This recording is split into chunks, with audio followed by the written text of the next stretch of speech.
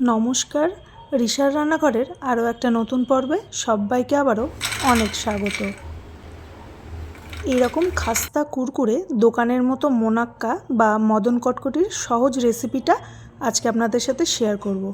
একদম পারফেক্ট মেজারমেন্টের সাথে এটা তৈরি করলে একবারেই একটা সুন্দর রেসিপি তৈরি হবে।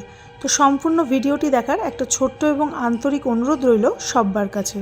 তো সবার প্রথমে আমি একটা গ্যাসের মধ্যে প্যান চড়িয়ে দিয়েছি। এবারে অ্যাড করে দিলাম হাফ কাপ গুড় পাউডার আর অ্যাড করে দিচ্ছি হাফ কাপ জল। আপনারা চাইলে এখানে হাফ কাপ পাটালিটাকেও ব্যবহার করতে পারেন। এবারে এখানে আমি একটা শুধুমাত্র বয়েল করে নেব, এর বেশি আর ফোটানোর দরকার নেই। এবার এটাকে নামিয়ে একদম রুম টেম্পারেচারে আসা অবধি ঠান্ডা করতে রেখে দেবো। তো এই পর্যায়ে এটা একদম রুম টেম্পারেচারে চলে এসছে। আমি এখানে একটা মেজারিং কাপ নিয়ে নিচ্ছি আর একটা ছাঁকনি দিয়ে ভালো করে গুড়ের সিরাপটাকে আমি ছেঁকে নেব। তাতে যে অশুদ্ধিগুলো থাকে সেটা আলাদা হয়ে যাবে এবং পিওর একটা সিরাপ পাওয়া যাবে গুড়ের। এবারে এখানে একটা আমি বড় সাইজের পাত্র নিয়ে নিয়েছি, সেখানে অ্যাড করে দিচ্ছি 2 কাপ ময়দা। চেষ্টা করবেন এই রেসিপিটা ময়দা দিয়ে তৈরি করার, তাহলে রেজাল্টটা ভালো আসবে। এবারে অ্যাড করে দিচ্ছি অল্প লবণ আর অ্যাড করে দিচ্ছি খুব সরু দানা সুজিটা। আমি এখানে 3 টেবিল চামচ সুজি অ্যাড করেছি। আপনারা চাইলে মোটা দানার সুজিটাকে একটু মিক্সার জারে ঘুরিয়ে অ্যাড করতে পারেন।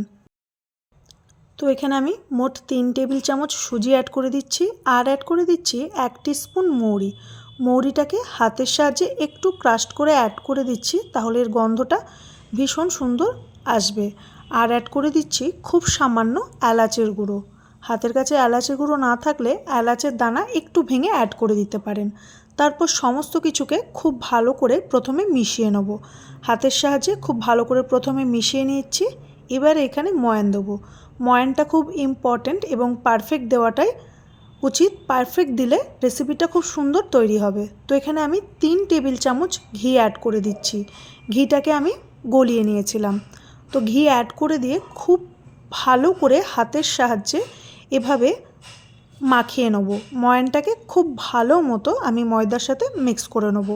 তো একটু সময় নিয়ে প্রায় 2 মিনিট ধরে আমি এটাকে মিক্স করে নিয়েছি। তো এই পর্যায়ে দেখুন এই যে ময়দাটা হাতের মধ্যে মুঠো বাঁধছে আর এরকম টাচ করলে ভেঙে যাচ্ছে। এটা একদম পারফেক্ট ময়ান এই রেসিপিটার জন্য।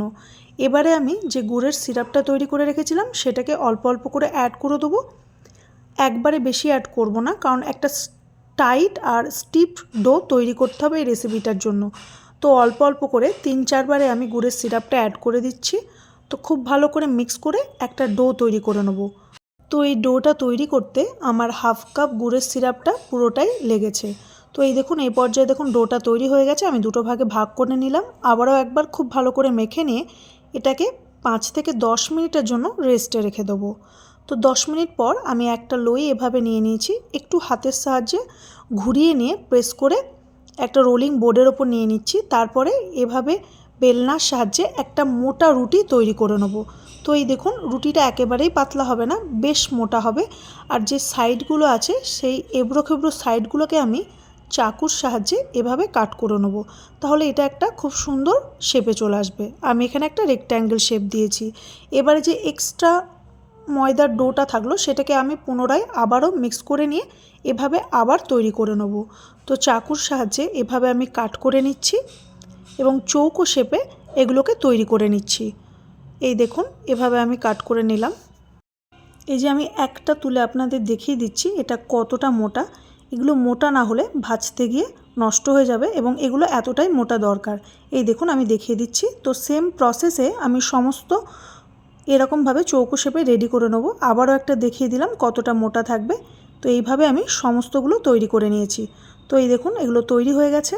এবারে আমি বেশ কিছুটা পরিমাণ রিফাইন তেল ভালো করে গরম করে নিয়েছি। তেলটা এই অবস্থায় মিডিয়াম আঁচে আছে। তো মিডিয়াম তেলে আমি এখানে যতটা একবারে যায় ততগুলো ভাজতে দিয়ে দেবো। লো টু মিডিয়াম ফ্লেমে এগুলোকে আমি বেশ ভালো করে লাল করে ভেজে নেব। প্রথমে গরম তেল এগুলো দিয়ে একেবারেই নাড়াচাড়া করা যাবে না। তারপর এরকম ঝাঁকের মতো উঠে আসলে 3 থেকে 4 মিনিট পরে এগুলো আপনি উঠে চলে আসবে। তো এই দেখুন এই পর্যায়ে এগুলোকে নেড়ে ভালো করে নাড়াচাড়া করে একটু সময় নিয়ে 5 থেকে 6 মিনিট ধরে ভেজে নিলেই এগুলো রেডি হয়ে যাবে। ভীষণ কুড়মুড়ে খাস্তা ঘরের থাকা উপকরণেই খুব সহজেই এই রেসিপিটা তৈরি হয়ে যায়। একদম পারফেক্ট মেজারমেন্টের সাথে তৈরি করলে প্রথমবারেই একদম সুন্দর এই মদন কটকটি বা মোনাক্কাটা তৈরি হয়ে যাবে। এই রেসিপিটি তৈরি করে আপনারা বেশ কয়েকদিন পর্যন্ত এয়ারটাইট কন্টেনারে ভরে স্টোর করেও রাখতে পারেন। এই দেখুন আমি ভেঙে দেখিয়ে দিচ্ছি, ভীষণই খাস্তা মচমচে, একদম মুখে দিলেই মিলিয়ে যাবে। এভাবে একবার এই রেসিপিটা বাড়িতে ট্রাই করে দেখতে পারেন। বাড়ির ছোট থেকে বড় আশা করি সকলের ভীষণ ভালো লাগবে। আমার রেসিপি আপনাদের ভালো লেগে থাকলে আমার চ্যানেলটিকে সাবস্ক্রাইব করার অনুরোধ রইল। ভিডিওটি দেখার জন্য অনেক ধন্যবাদ।